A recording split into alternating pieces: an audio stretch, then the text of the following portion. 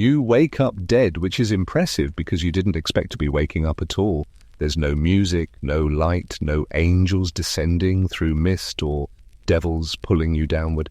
Just a distinct sensation of movement, a dragging sensation to be precise, something rough scraping against your back, something colder than stone brushing against your cheek, and a smell. Dear God, the smell. It takes you a moment to realize that the smell is you. 9 months of decomposition doesn't do a body any favors. There's rot, of course, but also something more intimate like wet cloth, sour wine and boiled beef that's been left in the sun for far too long. Your limbs don't bend, your eyelids don't move. You try to shift your head and feel your neck flop sideways with all the grace of a sack of spoiled grain. You are not by any meaningful standard alive, and yet you are also very much not being left alone. The scraping continues. You're being dragged, not gently, not respectfully, not even in a cart, which you might have considered back when you had the power to make decisions. Number.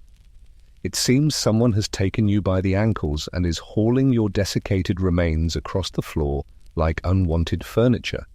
Stone beneath you, air above, and voices, low, angry, Latin, mostly, ecclesiastical Latin, the kind used for sermons and sentencing, and judging by the volume you're heading somewhere public.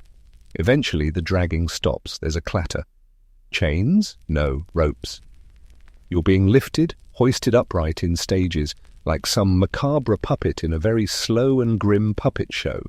Your limbs sag, your chin droops, your robe, because yes, someone has dressed you in papal vestments again, is stiff with dried fluids. And the indignity of the situation, a crowd murmurs, you're being watched, not in mourning either. This is not a funeral, this is a spectacle. Someone props your body into a chair, a throne technically, gilded, cracked, and probably stolen from a better era of papacy. The person adjusting you wears a sour expression and gloves soaked in something strong enough to make his eyes water. He tightens the ropes at your shoulders, trying to stop your torso from folding in half. There's another rope tied behind your head, keeping it from lulling forward like a disgraced marionette. The effect is not dignified. It is not holy.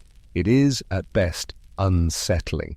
Then come the trumpets, off-key, over-eager, blaring like a drunken parade, marching the wrong way through purgatory. You recognize the tune processional fanfare, which would be touching if it weren't for the fact that you're the only one here who's supposed to be resting in peace. The crowd stands, cloaks shuffle, sandals scuff.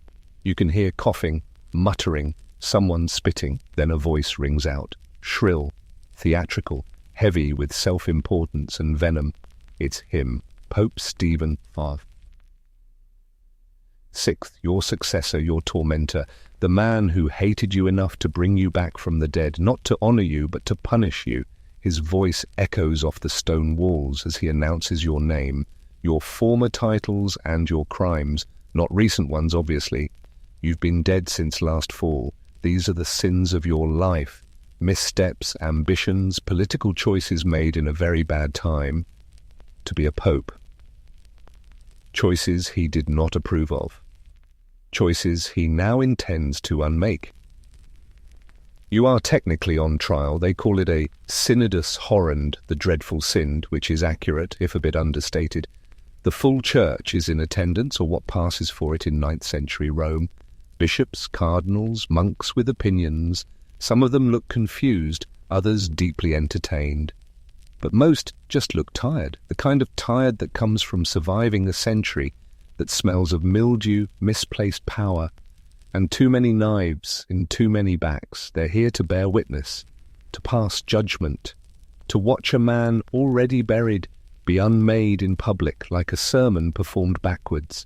There is no advocate. Not really. They've assigned you a deacon to speak on your behalf. A sad, sweating creature with the confidence of a whipped dog and the spine of a boiled eel. He stands beside your corpse and opens his mouth, then quickly closes it again, apparently unsure whether speaking for a cadaver is an act of loyalty or blasphemy. His presence is ceremonial. Everyone knows this trial is already decided. Stephen steps forward now, robes flaring like a self-righteous thundercloud, finger pointed squarely at your greying face. He accuses you of perjury, of corruption, of violating canon law by being both pope and bishop, a technicality that has somehow grown teeth in the dark corners of his rage. He accuses you of political betrayal, of backing the wrong kings, of switching allegiances when it suited you, which, to be fair, is not unusual for a pope. But Stephen has decided that you are the problem, and he has decided to make a point. The crowd is silent as he speaks, not because they believe him necessarily, but because this is entertainment. It's been a grim winter. The rivers are low, the politics high, and nothing livens up a dry theological dispute like dragging out a corpse and giving it a courtroom drama. Some of them are here for justice, most are here for the morbid novelty. A few, it must be said, are here for revenge. As for you, you have no say in any of it. You can't object, you can't flee, you can't raise your hand and say, this is all deeply inappropriate, not to mention aologically unhinged. You can only sit slumped, robed in mildew and misremembered legacy, while your past is dissected in front of strangers who never liked you in the first place. The ropes are the only thing holding you together. This is your trial. You're not alive, you're not welcome, and you're not getting out of this with your dignity intact. But you are, in the eyes of the Church, still responsible. Before the rot set in, before the ropes, the throne, the smell, you were a man. Not just a man, actually, the man.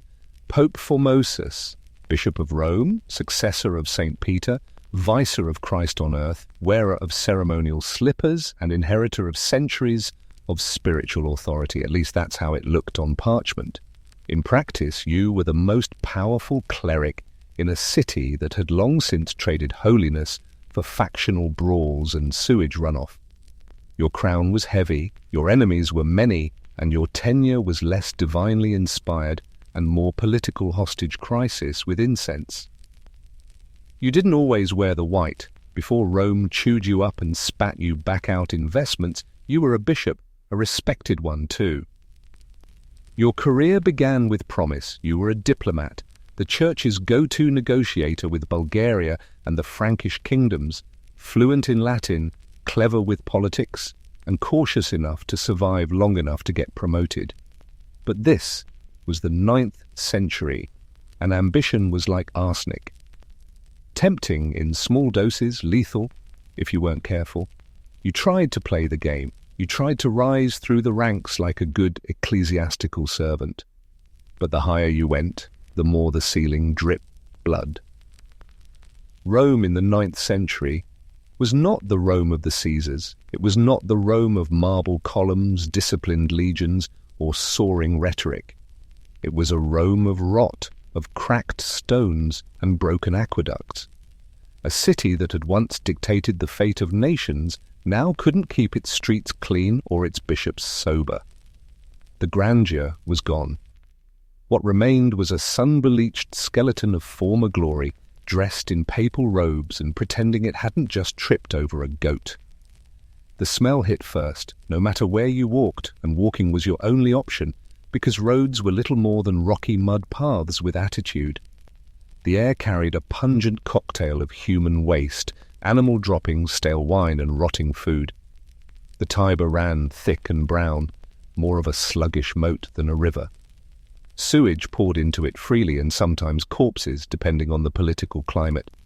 Rome had once bathed in fountains. Now it's soaked in its own runoff. And then there was the noise. Bells, mostly church bells, tower bells, funeral bells, wedding bells, bells for saints' days, bells because someone's pig got loose. They told morning, noon, and night, sometimes out of sync, sometimes out of spite. Between the bells there were arguments, public, loud, and often theological in nature, not the polite kind either. Men in robes would scream Latin curses at each other in the street, gesturing wildly with manuscripts and holy relics. Fistfights between monks weren't uncommon. Once an argument over the date of Easter ended with 2 bishops in a ditch and 1 severely injured choir boy. The church, which should have been the city's guiding light, had instead become its favourite battleground. The papacy was a prize to be won, not a calling to be answered. Noble families treated it like a crown made of incense and tax exemptions. The most powerful clans, the Spoletos, the Tusculans, the Crescanti, all had their pet bishops, their favoured monks, their preferred popes in waiting.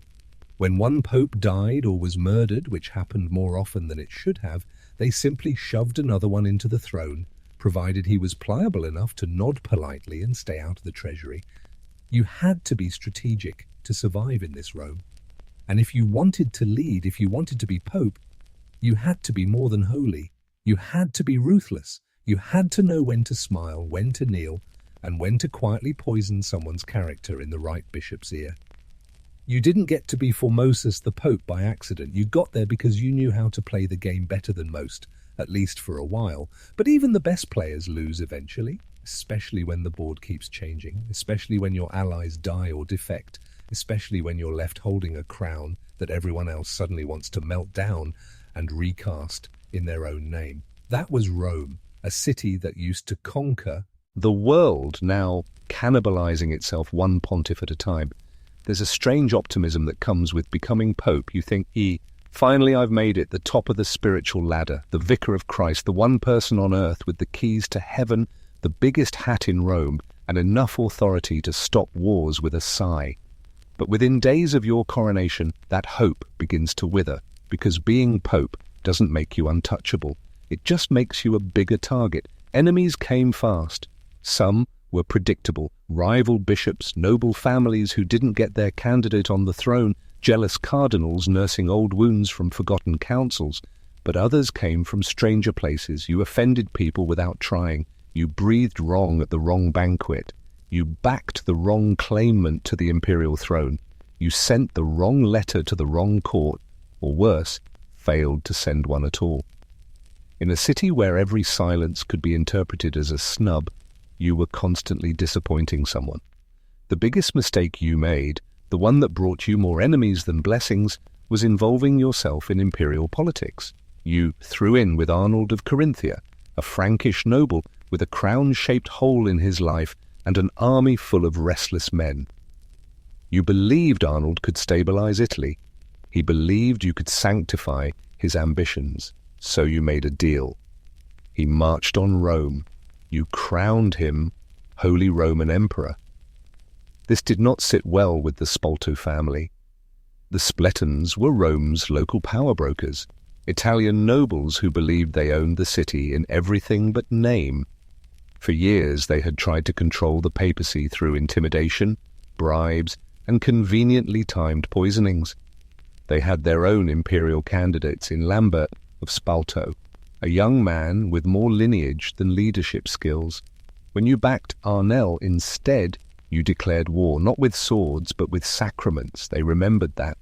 But it wasn't just the Spalatos. You also upset the Frankish bishops who thought you should have crowned them emperor first. You offended Byzantine by refusing to play nice over jurisdictional boundaries in southern Italy. You irritated the bishops of Ravenna. And then there were the internal enemies, men in your own curia nodding politely in public, while cursing your name in their journals. Then there were the theological purists, men who believed your elevation to the papacy was illegitimate from the beginning. You had already been the Bishop of Porto, and according to a murky interpretation of canon law, no bishop was supposed to transfer from one see to another, ever. You technically broken that rule by becoming pope, they whispered. They wrote letters. They waited. Death, for most people, is the final curtain. The lights go out, the audience files away, and what's left is memory, embellished or neglected, depending on how you performed. For you, it was supposed to be a quiet ending. You died in the spring of 896, likely from a stroke or some other unremarkable affliction. No dramatic martyrdom, no public execution, just one last sigh in a palace full of murmurs. You died as pope, which, given the political mess you'd been navigating, felt like a win. At the very least, it was an exit with dignity. They buried you properly. Robes, prayers, incense, the full ritual. Your tomb was respectable, if not particularly grand. There was no wailing procession, but there were bishops in attendance, muttered liturgies, solemn gestures. For a brief moment, your name was treated with reverence. And then, like most dead popes, you faded into the background noise of Rome's endless power shuffle. That should have been it. You'd played the game. You lost eventually, but you earned your rest. But the 9th century had no concept of letting things lie. This was an era that believed in vengeance as a sacrament, grudges as doctrine, and Pope Stephen Formosus VI, the man who took over after the brief and mysterious papacy of Boniface VI, wasn't interested in letting your memory settle. He was interested in making sure it never stood again. Stephen was not a subtle man. His reign was built on the need to prove himself to his patrons, to the Roman nobility, and perhaps most of all, to history. He saw your papacy as a festering wound in the church and your corpse as the scalpel with which to excise it. You were everything he believed a pope should not be: political, opportunistic, and worst of all successful despite the rules. And now that you were no longer in a position to argue, he could say anything he liked. And more importantly, he could show it. What happened next wasn't justice, it wasn't even theology. It was a performance, a grotesque blend of law, theatre, and very public desecration. And it began, as most spectacles do, with a rumour. The whispers started quietly, something about exhumation, something about a trial. Most people assumed it was metaphorical, that Stephen was planning to symbolically condemn your memory, perhaps issue a decree, tear down a plaque. But when soldiers were seen entering your tomb in the early hours of morning, carrying ropes and wearing expressions far too serious for grave maintenance, the city began to understand that this would be something else entirely. They dragged your body from its crypt. You had been dead for about 9 months, long enough to lose your shape, but not long enough to fully collapse. The air hit you like a curse. Your limbs, stiff with rot, had to be straightened manually. No small task, considering the humidity of Roman springtime and the quality of 9th century embalming techniques which leaned heavily on prayer and hoping for the best. You were clothed in papal garments, or something resembling them. Not out of respect, but for theatrical effect. Your body was cleaned, or at least wiped down. The fingers were still intact. Your face, they said, was ghastly, more skull than skin, hollow-eyed and waxy.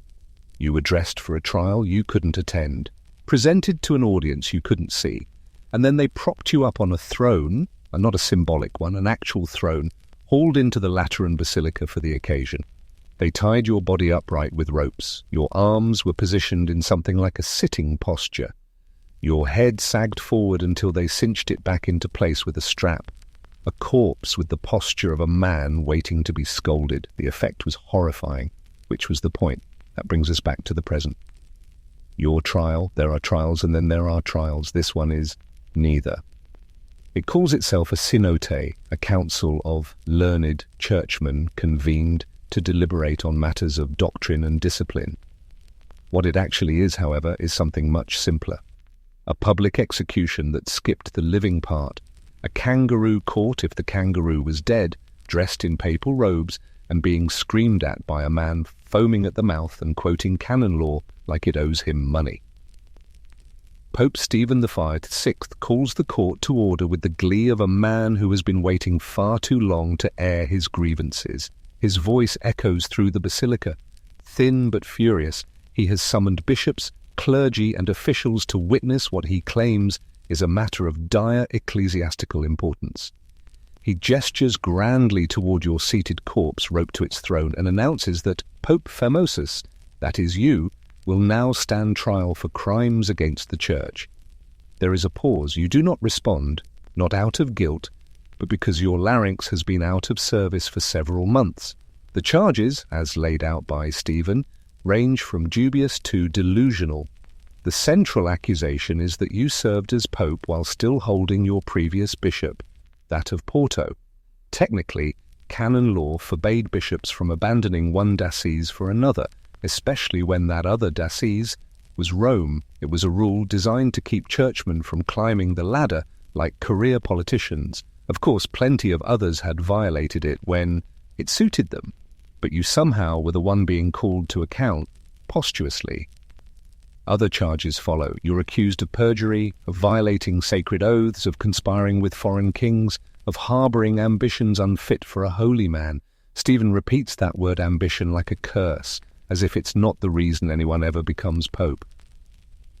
He speaks as though the office is a burden carried by the humblest of saints, not a throne fought over by families with more swords than scruples. In his telling, you were a man consumed by lust for power, a traitor to the church, and possibly, depending on his tone, the Antichrist in embroidered slippers. At no point are these claims examined with any real scrutiny. There are no witnesses called on your behalf, no examination of evidence, no documents reviewed beyond a few hastily prepared scrolls waved around for effect. The proceedings unfold like a deranged sermon aimed at a congregation of frightened bureaucrats and bored nobles. The outcome is already written. The only thing left is the performance. The deacon assigned to defend you does his best, which is to say, not much. He mumbles something about mercy, about tradition. He gestures weakly toward the corpse beside him, as if to say, hasn't he suffered enough? But no one listens. Stephen talks over him, shaming him for defending a heretic, a criminal, a vile pretender to the throne of Peter. The deacon retreats into silence, staring at the floor like it might offer an escape route. It does not. The audience shifts uncomfortably. Some stare at you with wide eyes. Others whisper to one another, trying to decide if what they're witnessing is history or madness. The stench in the room does not help. Despite the incense, despite the open windows, the air still carries the unmistakable aroma of decay. A few of the more sensitive clerics hold kerchiefs to their faces, others do their best to ignore it. After all, this is a holy trial, just one that happens to involve a decomposing defendant. Stephen continues, sweat pooling under his collar as he grows more animated. He points at you like you might spring to life and admit your sins. He paces in front of the throne, reading from scrolls that no one has the courage to question. At one point, he pauses dramatically, staring into your lifeless eyes, as if daring you to speak. You do not. This is interpreted as guilt. Your presence is symbolic. Of course, that's the point. Stephen could have simply condemned your memory. He could have issued a decree nullifying your acts, revoking your appointments, declaring your papacy void. But that wouldn't have satisfied him. He wanted your body present. He wanted Rome to see your judgment, to smell it, to feel it in their lungs. This wasn't about canon law. This was about humiliation, the pure, unfiltered rage of a man who could not rest until his enemies were stripped, broken, and reduced to a cautionary tale. And so the trial drags on hour after hour with no meaningful opposition. The bishops nod along, some because they agree, others because they're afraid. To dissent here is to side with a corpse. And in Rome, siding with the wrong corpse can get you a tomb of your own much sooner than expected. Eventually, the verdict is delivered. No deliberation necessary. You are found guilty on all counts. The crowd is silent for a moment, either stunned or simply trying to figure out what that means for a man who is already dead. Stephen does not hesitate. He orders your papacy annulled. Your acts as pope are declared invalid. Your corpse is to be stripped of its vestments. Your fingers, the very ones that once performed sacraments, are to be cut off. The symbolism is grotesque and specific. You may have died with dignity, but Stephen is determined to tear it away piece by piece. The guards approach. One removes your ring, another tugs off the pallium from your chest. The cords that hold your arms to the throne are loosened, only for your limbs to slump grotesquely to the sides. Someone retrieves a small knife, worn and rusted, and begins the grim task of removing the fingers you used for blessings. The crowd watches in horror. Even Stephen pauses as though momentarily realizing the depths of the far. But the moment passes. By the end of the day, you are no longer Pope Formosus. You're a desecrated body in a chair. Your titles revoked, your memory smeared, your fingers gone. You are a message carved in flesh. One final warning for anyone who dares to play politics in a city built on vendettas and buried saints. Justice has not been done, but something certainly has. To satisfy the illusion that this is a real trial and not a sanctified exorcism of your memory, you are assigned a defender, a deacon, possibly a monk. His official title is unclear, and so is his job description. What's certain is that he is not ready for this. He is young, too young to have known you personally, and he looks like he was chosen less for his knowledge of canon law and more for his inability to pose a threat to Pope Stephen's narrative. He stands beside your throne like a man who wandered into the wrong room and is too polite to leave. He doesn't introduce himself, he doesn't call witnesses, he doesn't even make eye contact with the corpse he's been assigned to defend. His hands tremble slightly as he clutches a scroll of parchment. Maybe notes, maybe just something to hold on to so they don't start shaking more visibly. The poor man is sweating through his robes, which cling to his back like a second skin. The basilica is stifling, a mix of incense, rotting silk, and the unmistakable aroma of your slow decomposition. If the room had any air left, it would be thick with discomfort. When finally prompted to speak, he clears his throat and tries. Truly, he tries. His voice is small and wobbling, half swallowed by the echoing stone walls.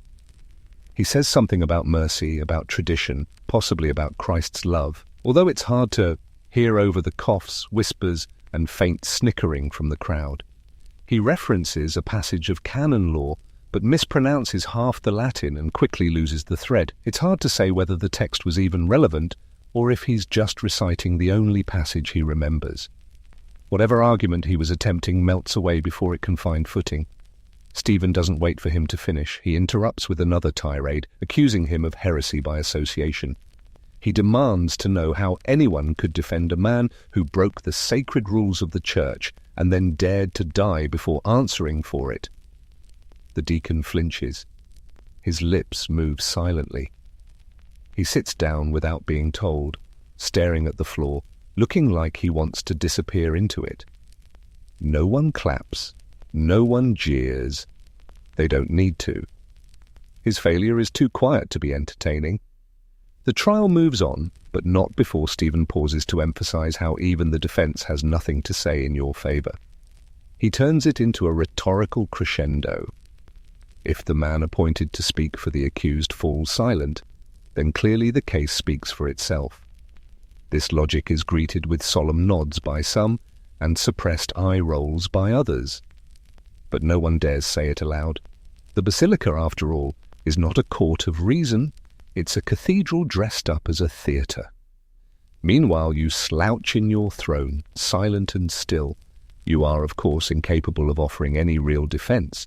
Your body leans slightly to one side. One arm droops lower than the other. Your jaw hangs slightly open, not in protest, but because the muscles holding it shut have long since given up. The effect is unfortunate. Less solemn witness to history and more puppet with a broken string. The crowd begins to murmur. Someone jokes that the corpse looks guilty. Another whispers that you blinked. A third claims to have seen you sneer at the Holy Father. Stephen is emboldened. He paces like a wolf in a cassock, tossing rhetorical questions to the court. He points to your silence as proof of guilt, conveniently ignoring that your silence is medically guaranteed. He mocks your deacon's cowardice, then claims that even your own defender couldn't find a reason to stand up for you. The trial has become theatre, and the script no longer calls for facts, just fear and noise. The poor deacon, whose name will never make it into any official document, stares into the middle distance, visibly shrinking by the minute. He holds his scroll like a shield, but it offers no protection. You can almost pity him, almost. He was never equipped for this. No one is trained to debate theology against a corpse in a room full of power-hungry clerics and nervous nobles. He knows he's just a piece of stage dressing. Still, he shows up. That alone is more than most can say. He won't be mentioned in the records, except perhaps as an unnamed assistant or unfortunate footnote. He did his duty, or something that looked vaguely like it, and now he will slink back to whatever monastery drafted him for this indignity, hoping never to be summoned again. His presence was a box to check, a procedural nod to fairness in a process that was never interested in justice. And you, the accused, sit tied to a throne in a church filled with sweat, incense, and quiet horror, waiting for the final verdict to finish what your death failed to. You are not defended, you are not heard, you are simply present. And that's enough, because in this court, being present is the only crime that still matters. If there's one thing you can count on in a politically charged trial, especially one involving a corpse, it's witnesses. Lots of them. Some angry, some opportunistic, some who probably just wanted an excuse to wear their good robes. Pope Stephen VI calls them forward one by one, each ostensibly there to give testimony against you. What they actually deliver is something closer to a medieval talent show where the talents include creative slander, theological improvisation, and bearing a grudge on command. The stage smells like embalming fluid and regret. The first few witnesses are expected. They are the dignified kind, or at least the type that wears dignity like a mask. Bishops you demoted, nobles whose pet clerics you refused to promote, archdeacons who once sent you letters and never received replies. They step up with stiff backs and narrowed eyes, holding prepared statements that may or may not have been written by Stephen Scribes. They accuse you of everything from oath-breaking to nepotism to unauthorized reallocation of sacred property, which is a long-winded way of saying you gave land to people they didn't like.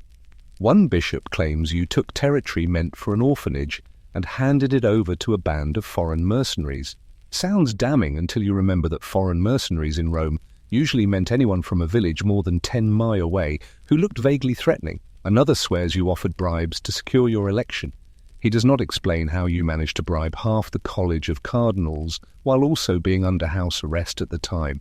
No one asks. The logic doesn't matter. The performance does. After the respectable slanders are finished, the trial begins to slide downhill. The next round of witnesses don't read from scrolls, they just talk. A pale monk with sunken eyes steps forward, twitching slightly, and announces that you appeared to him in a dream and ordered him to renounce all worldly possessions. He claims he obeyed, gave away everything, and now his goats are barren. The implication is clear. You cursed his livestock from beyond the grave, the audience murmurs. Stephen nods solemnly. No one asks what happened to the possessions he supposedly gave up. Possibly because they're now decorating Stephen's private chapel. Next comes a farmer, wringing his cap in his hands, trembling with what might be religious fervor or stage fright. He insists that his crops failed the year you were crowned pope. He doesn't remember exactly which year that was, but he's sure it's your fault. He describes a hailstorm that struck shortly after one of your letters was read aloud in his village, which to him is undeniable proof that you wielded unholy power over the weather. The idea that you controlled climate through correspondence somehow makes it into the official record. Then there's the man who claims your corpse blinked at him during the trial. This brings the proceedings to a halt. The room goes silent. A few people lean in, someone stifles a laugh. Stephen predictably does not laugh. He bangs a ceremonial staff against the stone and declares that blasphemous mockery will not be tolerated. He orders the scribe to record the statement for further theological review. It remains unclear whether the blinking is interpreted as a sign of demonic unrest or posthumous sarcasm. And then, of course, comes the woman in the not-quite nun's habit. She staggers toward the front of the basilica, sobbing loudly. Between gasps, she insists that during a Palm Sunday procession several years ago, you looked at her the wrong way. Ever since, she claims she's been unable to sleep without visions of your cold, judging eyes. She doesn't clarify what these visions entail. She's eventually escorted away after attempting to lay hands on your foot, which at that exact moment falls off the throne and lands on the floor with a soft, deeply unceremonious thud. The crowd flinches, a few gasp, one person claps, they're also escorted out. At this point, the witnesses no longer resemble accusers. They're participants in a communal unbe-burdening. Everyone has something to say. A merchant claims that after your papacy began, his wine soured in the cask. A boy insists that you once smiled at him in a dream.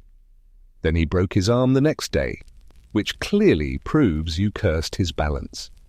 A soldier testifies that he heard your name whispered during a lightning storm. Someone else swears the moon looked strange the night you died. You, of course, say nothing. You sit where they've strapped you, slumped slightly leftward now, your body beginning to tilt like a badly propped marionette. Your jaw hangs open, your limbs increasingly limp. The ropes holding your arms are starting to sag. Your head bobs gently. Whether this is due to decay, gravity, or divine judgment is now a matter of heated speculation among the more theatrical observers. Some believe it's a sign you're trying to nod in repentance. Others insist it's evidence of possession. At least one man starts muttering an exorcism under his breath. The basilica, once a space for sacred deliberation, now feels more like an open mic night for Rome's emotionally unstable. The line between theology and hallucination disappeared somewhere between the barren goats and the haunted wine barrels. The crowd is less interested in justice and more in spectacle. The trial is no longer about proving wrongdoing. It's about venting, about ritual, about allowing everyone with a grudge, fear, or hallucination to air it out in front of a corpse who can't argue back. No one speaks in your defense. That part is over, or maybe it was never really part of the plan. The deacon assigned to defend you is long silent, possibly praying, possibly reconsidering his career path. Even your few remaining allies know that standing up for a corpse on trial is not a winning political move, so you're left alone, not just physically, but narratively. The story being told is one in which you're not allowed a voice, just a body, just a symbol. Not because no one believes in you, but because in a room where ghosts are accused of blinking, livestock is cursed through dreams, and theological guilt is measured by rainfall, belief no longer matters. Reality no longer matters. The only thing that does is volume. And how much of it can be directed at a man too dead to interrupt? The verdict, of course, is guilty. You didn't expect anything else. No one in the room did. This has never been about innocence or guilt, not in any meaningful sense. The Cadaver Synod has been a ritual from the start, an elaborate exorcism disguised as jurisprudence, a ceremony in which a city tries to bury its guilt by punishing a corpse. The only question left is how far Stephen VI will take it. The answer, as always, is too far. Stephen announces your guilt with the self-satisfied flair of a man who has rehearsed this moment in front of a mirror. He stands at the center of the basilica, his voice shrill with victory and sweat pooling under his collar. He delivers the sentence like a sermon, a string of canonical denunciations laced with thinly veiled rage.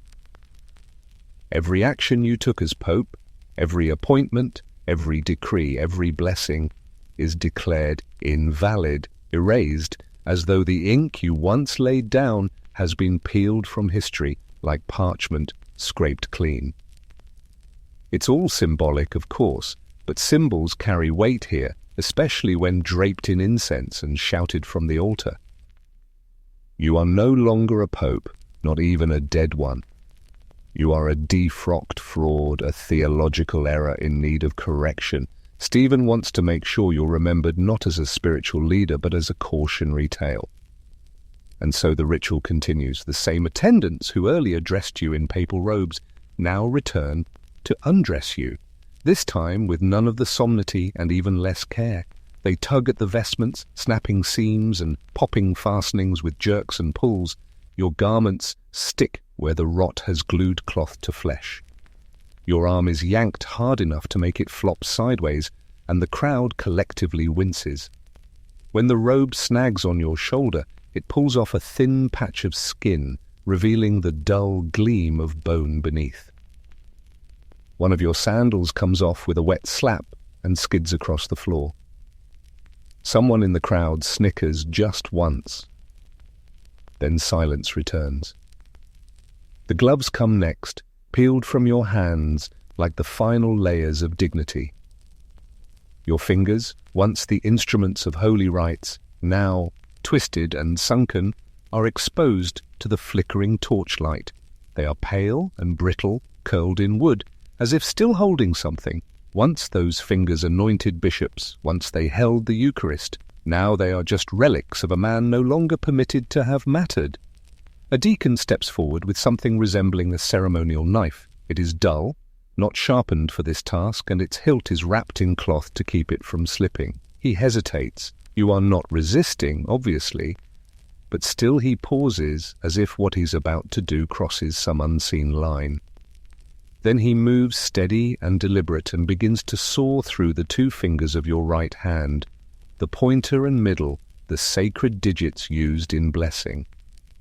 The crowd doesn't breathe. It is not a clean cut. The blade catches, drags, needs effort.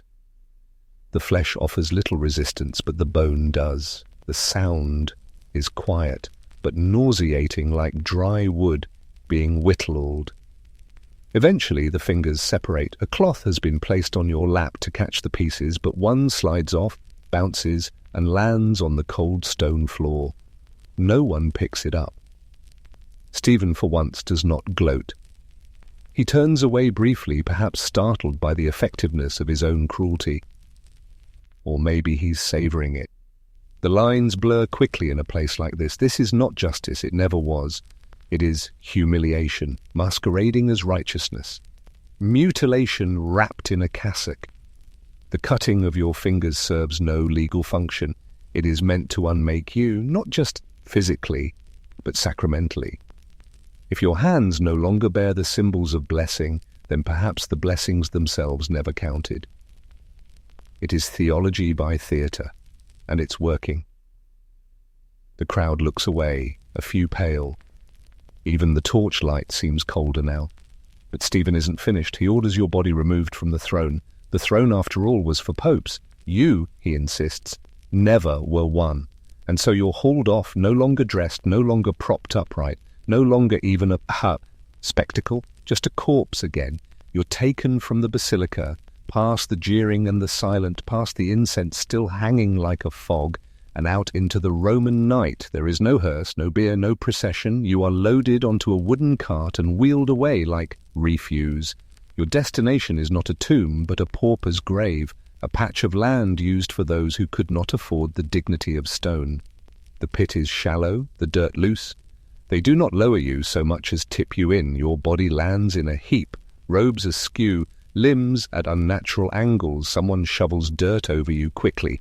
No one recites a prayer. No one lights a candle. The only marking is a small wooden stake, uncarved and already rotting. This is meant to be the end, a final erasure and undoing. But it doesn't take, because even buried, you're still inconvenient. Rome has a way of refusing closure, of chewing on problems long after they should be digestible. The people who hated you still feel uneasy. The ones who cheered your trial start to look over their shoulders. The bishops who sat in silence begin to wonder whether they just witnessed justice or participated in a farce. And your supporters, small in number but still present, begin whispering, something isn't sitting right. The ground, it seems, is not done shifting. The grave, shallow as it is, does not hold you long. Before the year is out, you will be exhumed again, not for sanctification, but for disposal. The earth is not final. Not in this room, not for you, and not for the legacy that refuses to stay buried. You might think that once a trial is over, especially one involving a corpse, the matter would be put to rest. You'd think the symbolic flaying of a dead pope in front of a crowd, complete with finger removal and ceremonial robe stripping, would be sufficient for even the pettiest of grievances. But this is 9th century Rome, where closure is an illusion, revenge is a team sport, and dignity is optional. Apparently your burial, if the term even applies to being tossed into a shallow hole with barely enough dirt to discourage stray dogs, didn't feel final enough. The message wasn't clear enough. The act hadn't landed. It lacked flair or drama or whatever morbid satisfaction Pope Stephen VI and his circle were still craving. So someone, maybe Stephen himself, maybe a bishop, maybe a noble with a flair for dark comedy, made the decision, dig him up again. The reasons aren't entirely clear. They never are in this city. Some sources claim Stephen had second thoughts, not about your guilt, but about whether a quiet burial did justice to his vendetta. Others say the people demanded it, though the people in 9th century Rome typically meant a few powerful families and the hired muscle that shouted on their behalf. One theory even claims the grave rejected you, that the earth itself spat you out. But the likeliest answer is also the simplest. Someone still wanted to make a scene, and so the scene was made. Your grave, only if it could be called that, was reopened. No ceremony, no procession, just dirt, scraped away by a handful of attendants, grumbling and muttering under their breath. Your body, now far worse for wear than when it was first buried, was hauled out again. You weren't intact. Time had taken a toll, so had gravity, so had the indignities of your previous trial. Your robes were ragged, your limbs were stiff. One of your eyes, according to rumour, had sunk halfway into your skull. If this was what victory looked like for Stephen, it was a hollow one. You were not taken to a new tomb. There was no suggestion of re-arial. You were dragged, not carried, through back alleys and across uneven streets toward the river. The Tiber, once the lifeblood of an empire, now rire of sewage, fish guts, and unanswered prayers. It moved slowly, brown and bloated, a natural sewer with ambitions of being a holy boundary. And now it would serve as your final destination. There was no liturgy, no psalm, no chant, just the scrape of sandals, the weaves of effort, and the squatchush of damp robes dragging across cobblestone. A few onlookers followed, watching from doorways, whispering, perhaps crossing themselves, not out of reverence, but in case whatever curse was attached to your legacy happened to be contagious. At the riverbank, there was no hesitation. You were lifted roughly, inelegantly, like a sack of wheat, and hurled into the water with all the care afforded to spoiled meat. You hit the surface with a slap, half splash, half thud. For a moment you disappeared, then predictably you floated back up, bloated, pale, still papal if only an outline. And down you went downstream past the broken aqueducts and collapsing churches. Past marketplaces where your name had once commanded fear and now prompted uneasy laughter, past the homes of those who had once served you and now watched from windows pretending they didn't. You drifted slowly, gently, a swollen symbol of ecclesiastical spite. The river did what the court could not. It carried you away. The Tiber, of course, was not kind. The current rolled you sideways, turned you gently over, your limbs trailed behind like kelp. Your robes tangled on submerged roots, bits of fabric snagged on jagged stones, a loose piece of something, a finger, a toe, something else no one wanted to identify, floated nearby. Fish approached, circled, reconsidered. Even scavengers have standards.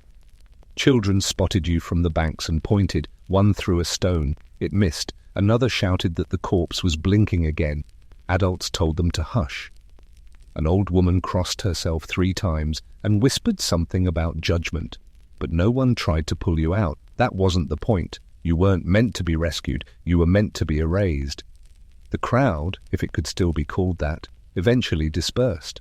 Some walked home in silence. Others made jokes to cut the tension. A few muttered prayers they hadn't said in years. Stephen's men didn't linger. Their job was done. You were no longer just excommunicated. You were discarded, waterlogged, out of sight, out of mind. Or so they hoped.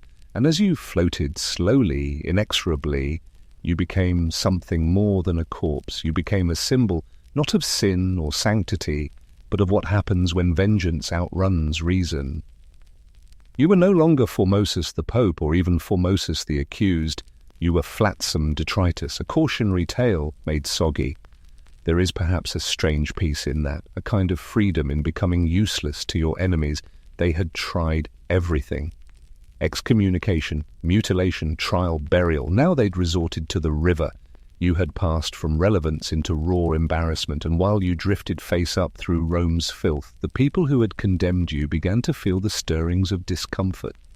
Because throwing a pope into the river, even a dead one, doesn't go unnoticed, not by the faithful, not by the bishops, and not by history. Eventually, someone would fish you out. Not today, not tomorrow, but soon. Whether out of pity, guilt, or political necessity, someone would retrieve what was left of you and tried to fix what had been so publicly broken. Your trial had been loud, your sentencing grotesque, but your drowning in its silence unsettled even those who thought they'd moved on. You, of course, remained silent, but the current had a voice, and the city, however much it tried, could not quite drown out what it had done. For a brief triumphant moment, Pope Stephen VI believed he had won. The corpse had been tried, the robes torn off, the fingers sliced clean, the body buried, then dug up again, then flung into the Tiber like a rotting love letter to ecclesiastical vengeance. The crowd had witnessed it all. The bishops had nodded, or at least hadn't objected. The scribes had taken their notes. The incense had burned. The verdict had been declared with the kind of fire and fury usually reserved for plagues and heresies. In Stephen's mind, it was finished. Formosus was no longer a pope. He was no longer a threat. He was a bloated non-entity bobbing downriver. Victory, in all its sour glory, had been achieved.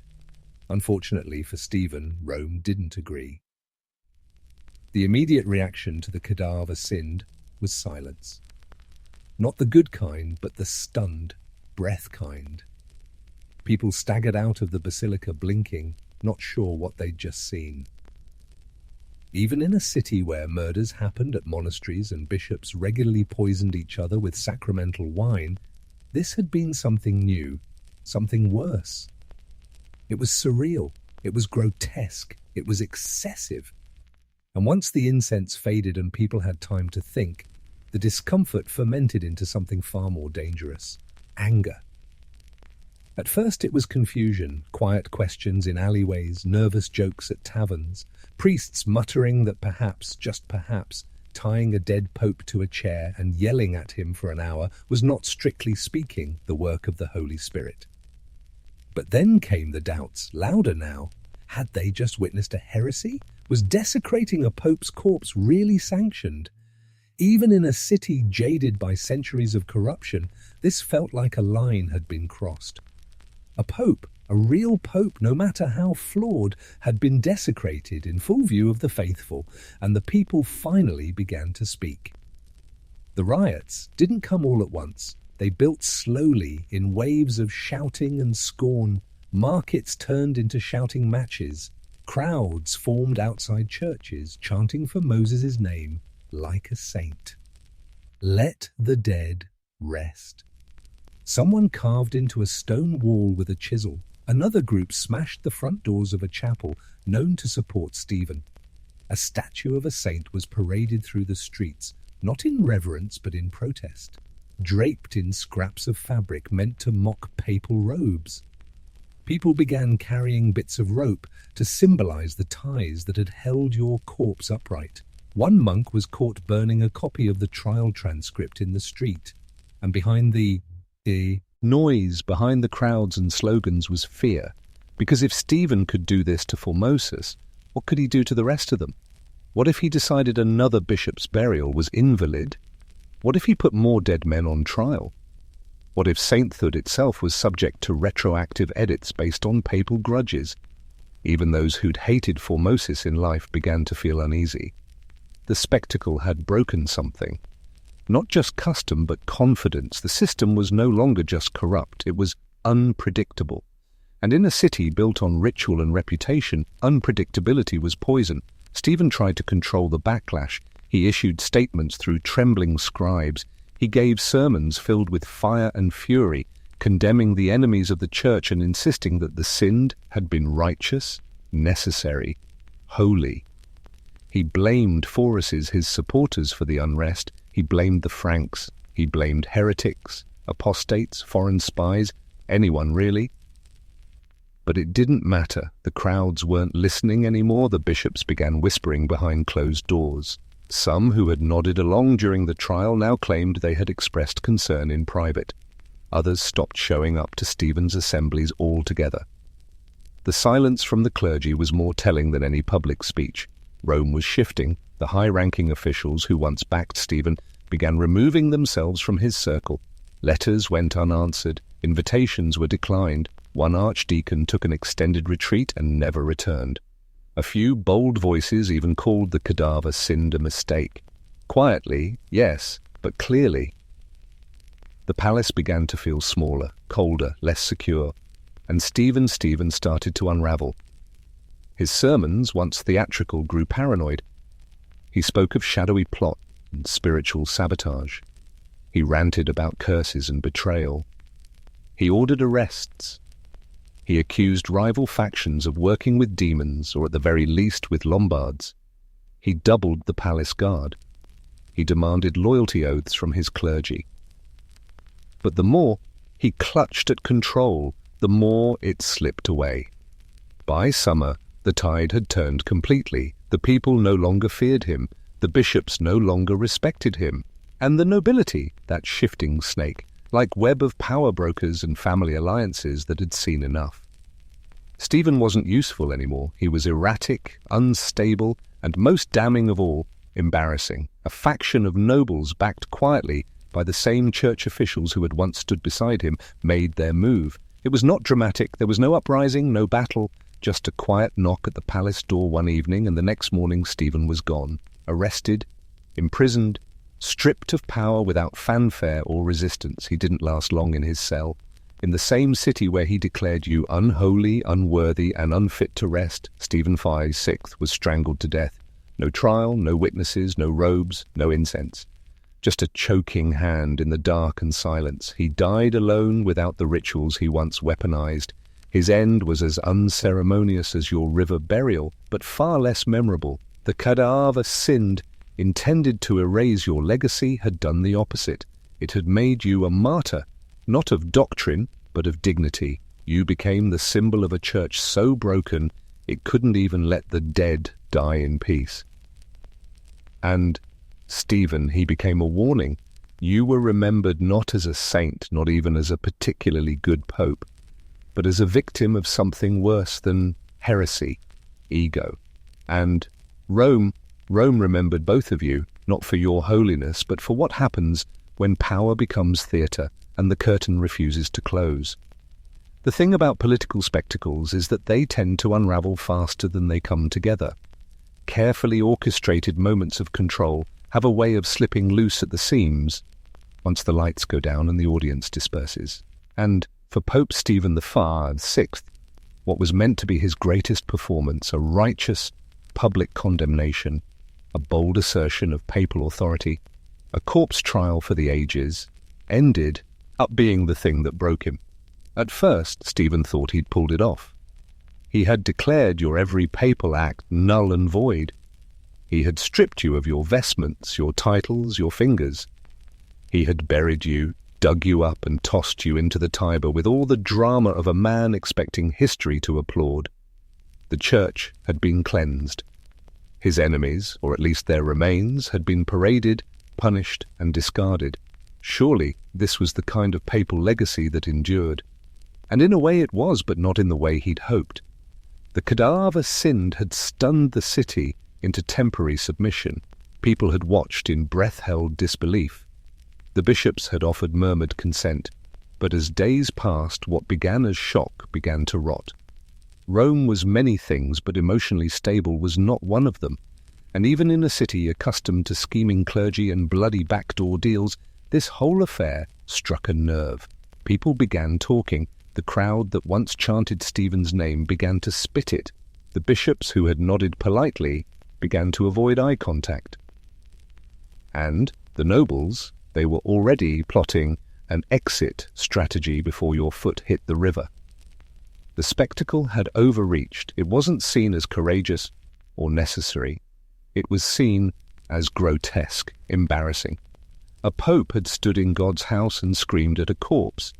And the moment that realization set in, the political support that had propped Stephen up for months began to disappear like incense in the rafters. Bishops who had once lent their authority to Stephen's decisions began privately distancing themselves from the whole ordeal. They whispered doubts. They drafted careful letters. They revisited canon law with a suspiciously retroactive lens. There were concerns from the beginning. Some claimed we were misled. Others simply developed spiritual laryngitis and stopped speaking of the synod altogether. It was easier to pretend it hadn't happened than to justify what everyone had seen. The nobles were even less sentimental. To them, Stephen had become a liability, unpredictable, volatile, and worst of all, unpopular.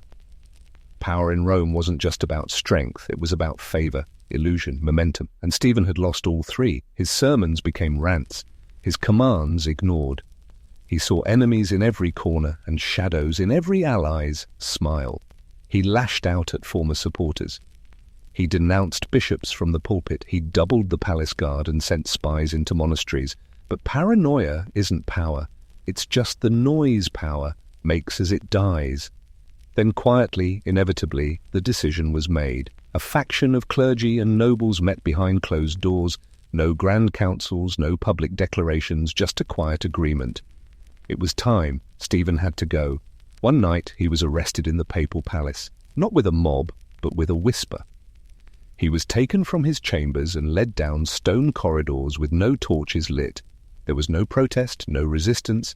He knew what was happening. The silence was answer enough. They locked him in a cell. No robes, no mitre, no throne. Just rough walls, a straw mat, and a door that didn't open again. What happened next is fuzzy.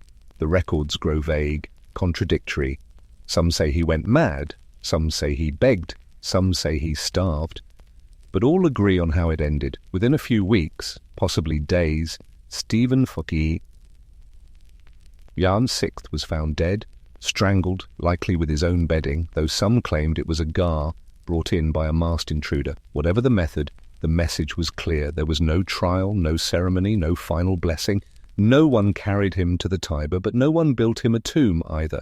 He simply vanished into the walls of the prison, where so many of Rome's problems were quietly resolved. The man who had screamed about justice over a corpse was now just another piece of papal wreckage, buried under layers of political sediment. His supporters did not protest. His former allies issued no denunciations. In fact, the silence was deafening. The same bishops who had watched you be defrocked and dismembered now whispered that the Cadaver Synod had been misguided. Some claimed they hadn't really supported it. Others said they had only gone along with it to avoid scandal, as if watching a corpse put on trial wasn't the scandal in question. The Church's collective memory began to shift, reshape, redact. Your trial became an unfortunate episode, a lapse in judgment, a moment of madness, not shared, but solely Stephen's. You, meanwhile, made one last, quiet reappearance. Your body, having washed down river in disgrace, was eventually recovered, not by Rome, but by monks from some remote abbey who either pied you or saw an opportunity to get on the right side of history. You were re-earied quietly, without ropes, without accusations, without spectacle. Just a grave, maybe a prayer, nothing more. The location is still debated. Some say it was St. Peter's. Others say it was somewhere far less grand, but the point is, you were finally left alone. Not because you were vindicated, not because you were forgiven, but because people were tired. You had become too radioactive to dig up again, too symbolic, too cursed. And so Stephen, who had wanted to burn your memory to the ground, ended up buried beneath the ashes of his own ambition.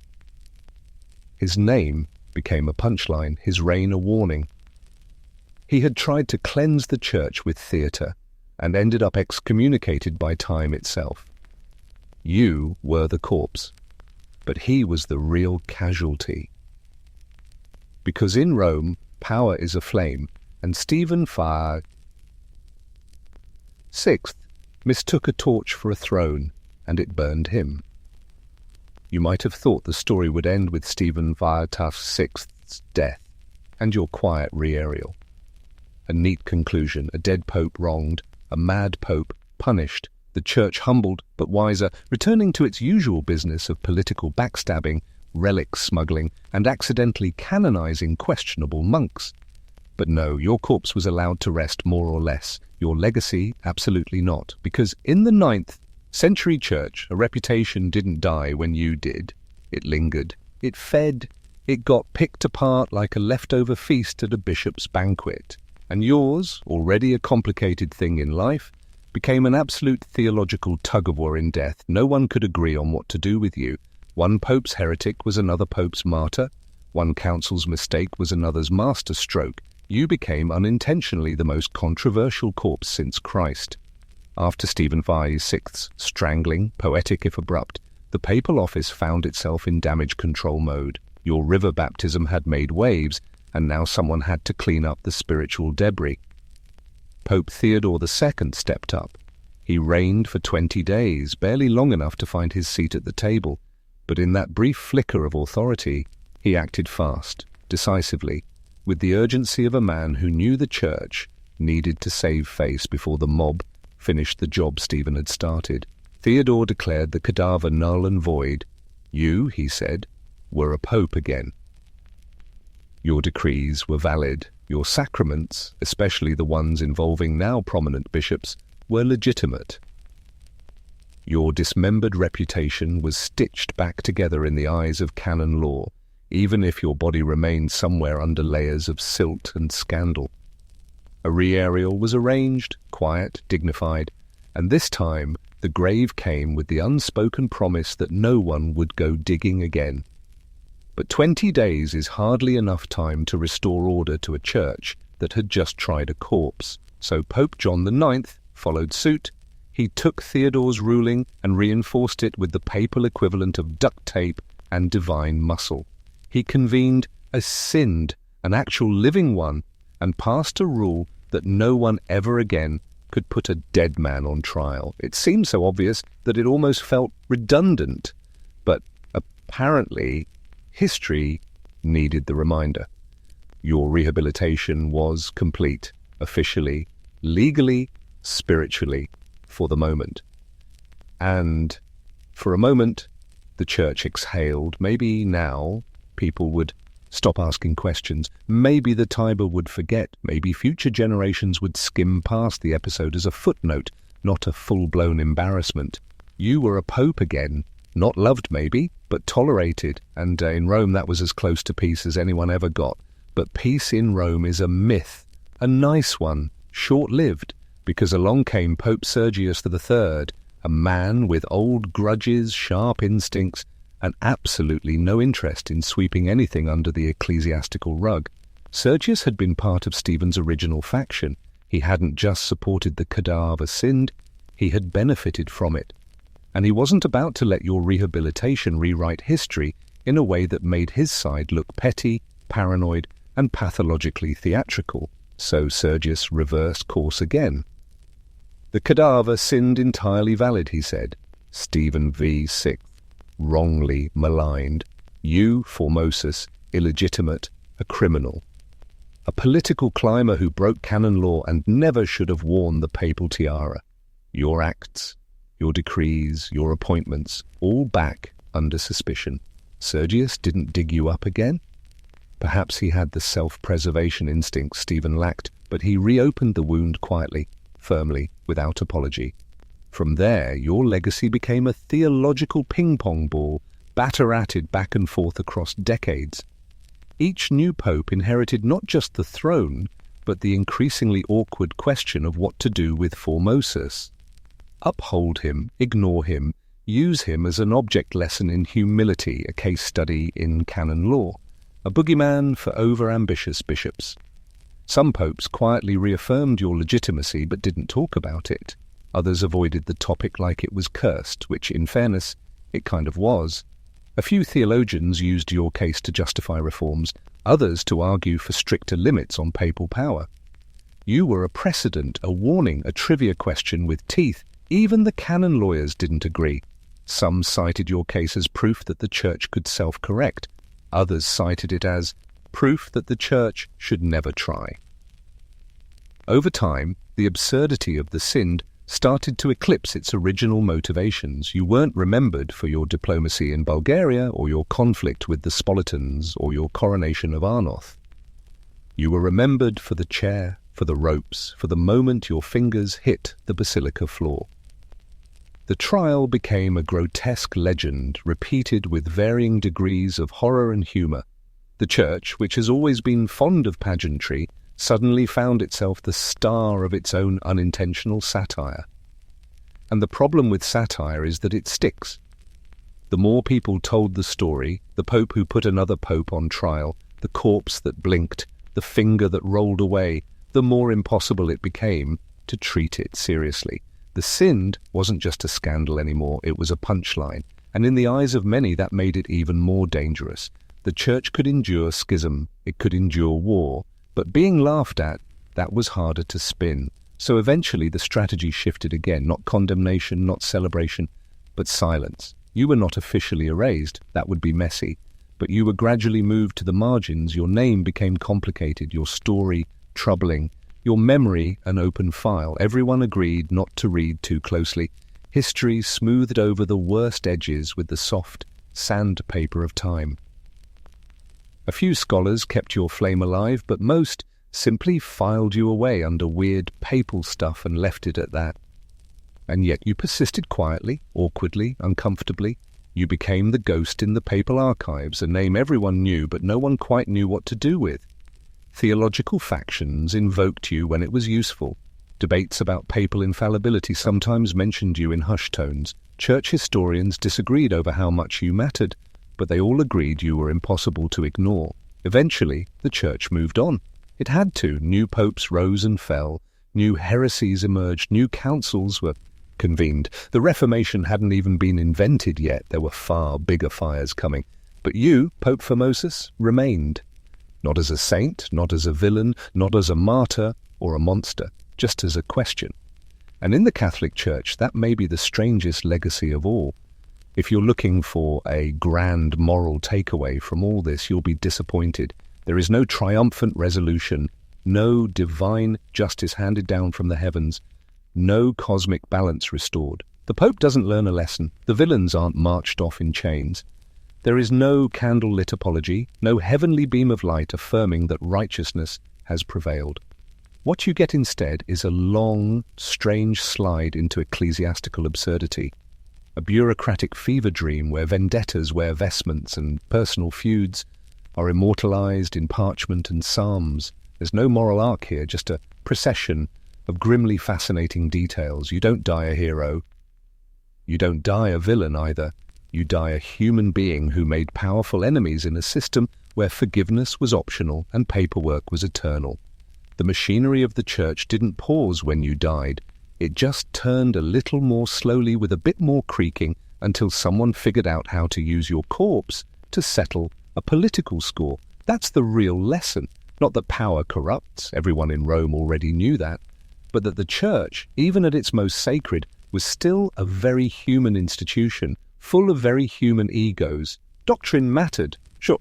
Scripture mattered occasionally, but most of what passed for holy judgment came down to timing, grudges, and whether the right person had woken up cranky. That morning, canon law was less a moral code and more a scavenger hunt for loopholes. Your downfall wasn't theological, it was tactical. You'd climbed too high, backed the wrong political faction, switched teams once too often, and made the mistake of dying while your enemies still had breath and ambition.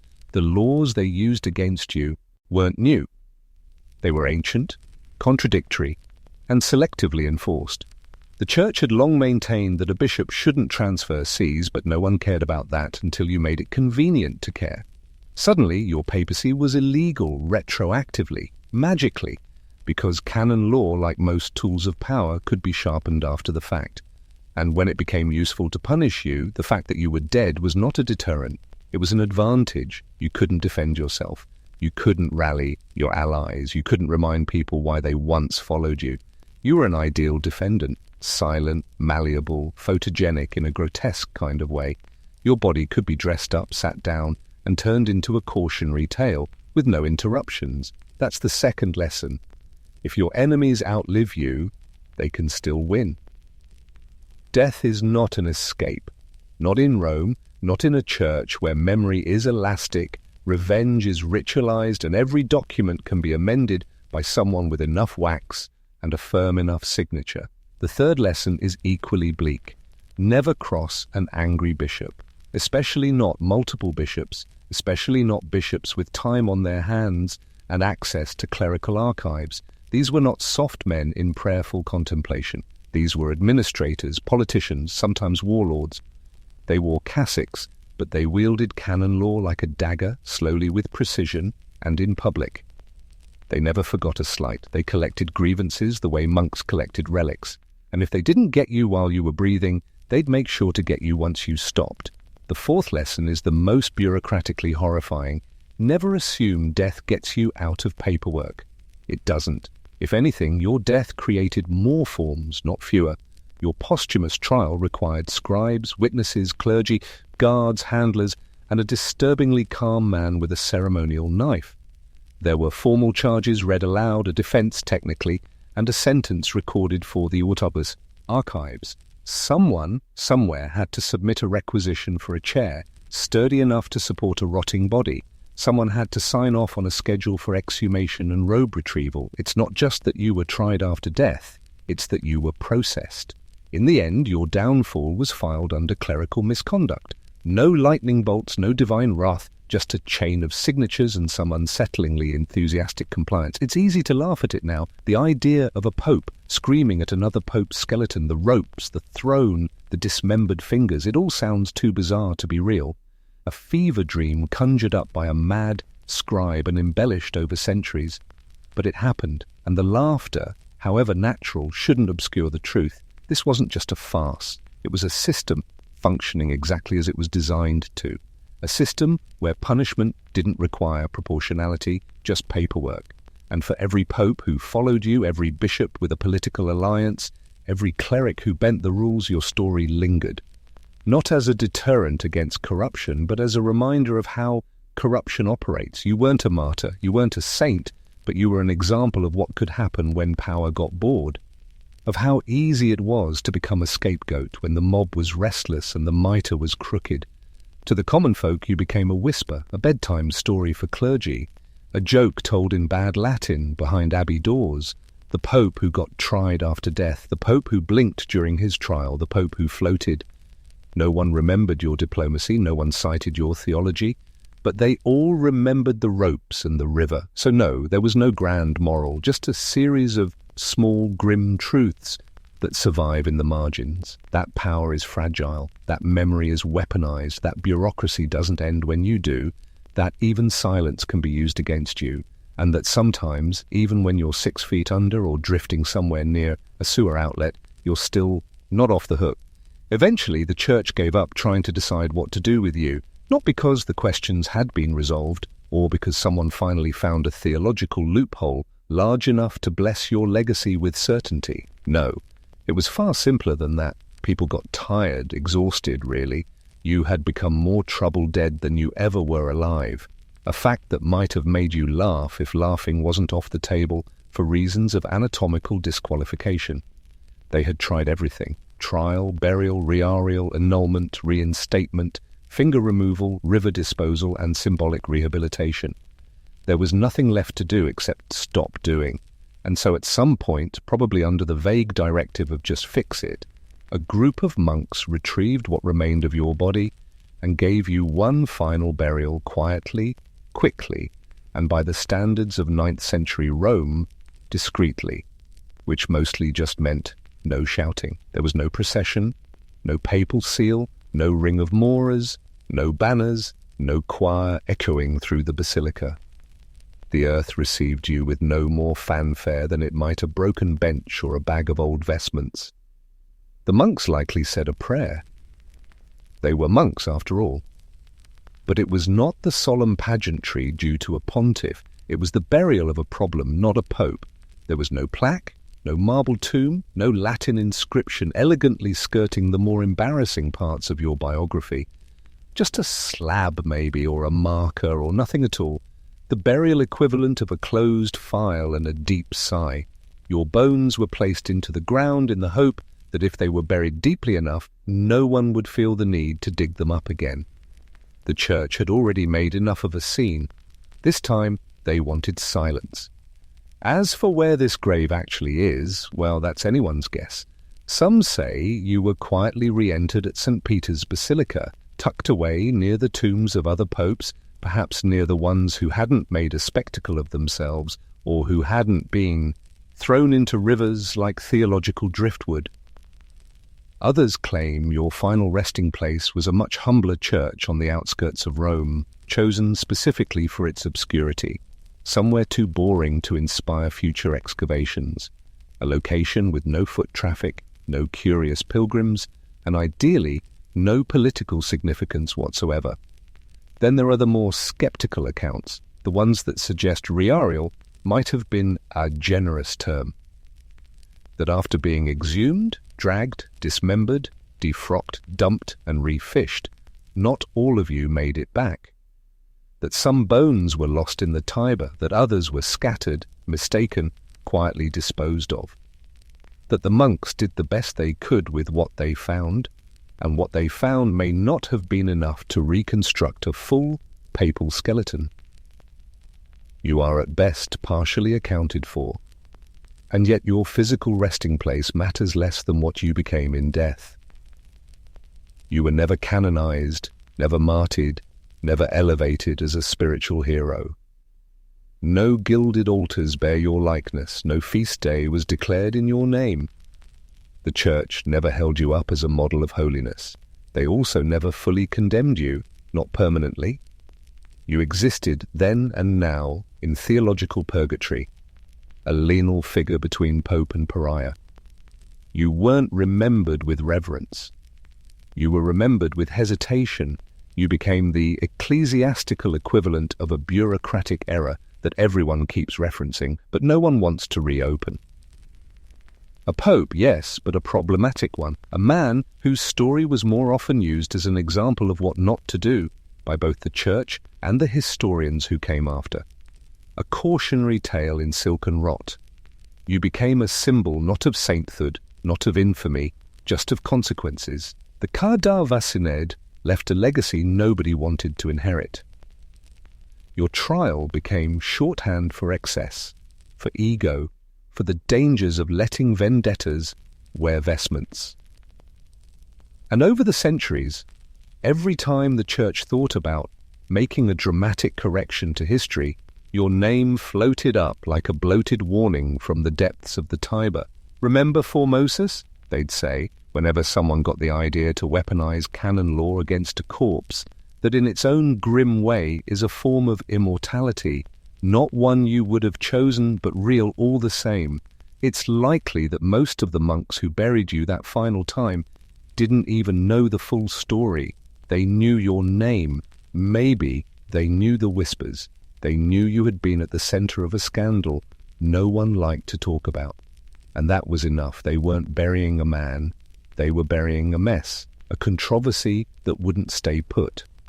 A ghost the Church was desperate to lay to rest, not because it feared your spirit, but because it feared your precedent.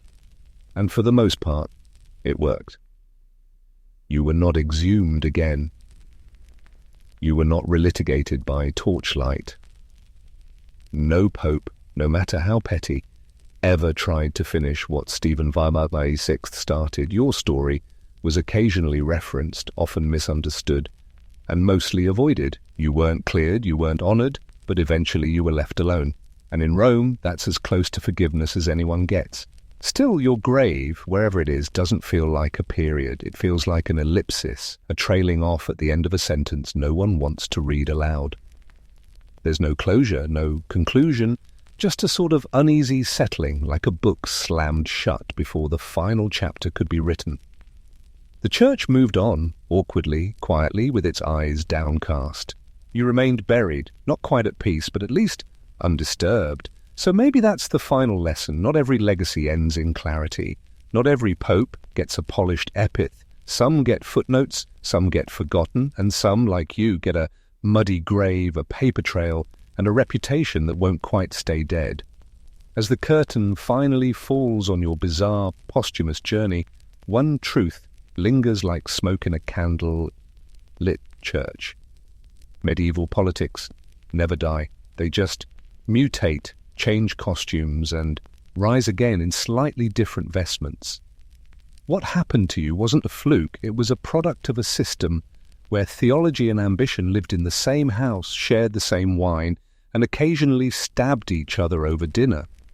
The Cadaver Synod became infamous not because it was unique in its cruelty, but because it was so shameless in its presentation. Most political purges in Rome were quieter. A poisoned goblet here, a conveniently timed illness there, an anointed rival slipping off a balcony after morning mass. But your case was loud, public, and draped in liturgical legitimacy. It forced people to look at what the church could become when its rituals were weaponized, when its laws were used not for order, but for revenge. And yet no major reforms followed, no sweeping changes to prevent future popes from using the altar as a stage for vendettas, no outcry from Christendom about the desecration of sacred office. The church kept moving forward, step by uneasy step, as if trying to walk away from the scene without attracting too much attention. You weren't the last pope to be treated poorly by history, just the only one to have his corpse tied to a chair and put on trial in front of a crowd. Stephen VI was erased with as little ceremony as he had afforded you. His death marked a turning point, yes, but not a transformation. The politics stayed, the factions shifted, the robes changed hands, the same arguments about who held true power, emperor or pope, Rome or the provinces, God or the man in the hat, continued to rage for centuries, and your story, strange as it was, became part of that larger narrative. You weren't remembered as a theologian, you weren't cited for your writings or praised for your insight, but you left a mark. Not the one you intended, of course. No pope sets out hoping their legacy involves being fished out of a river. But the Cadaver Synod became a symbol of excessive ego and of the church's ability to turn inward and devour its own. Every generation of clergy after you knew your name, not because they admired you, but because they feared becoming you. And then there's the irony, the deeper twist of the knife. You weren't even that unusual. Your crimes, if they could be called that, were shared by dozens of other popes and bishops. You played the game, you lost. But what truly damned you was timing. You died when your enemies were still in power and still had something to prove. You became a point they wanted to make, and they made it with ropes and robes and a rusted knife. In the end, your story is more than just macabre trivia. It's a reminder that history is written not by the victors, but by the survivors. And the survivors in 9th century Rome were rarely the ones who kept their hands clean. You inconveniently did not survive long enough to write your own ending, but somehow you became the ending of someone else's. Stephen VI's last act, the final note of a very bitter song. And while medieval politics may never die, neither does a good story. Yours has lasted longer than kingdoms, longer than cathedrals, longer than anyone thought it would, because once a dead pope stands trial, the church can never quite unsee it.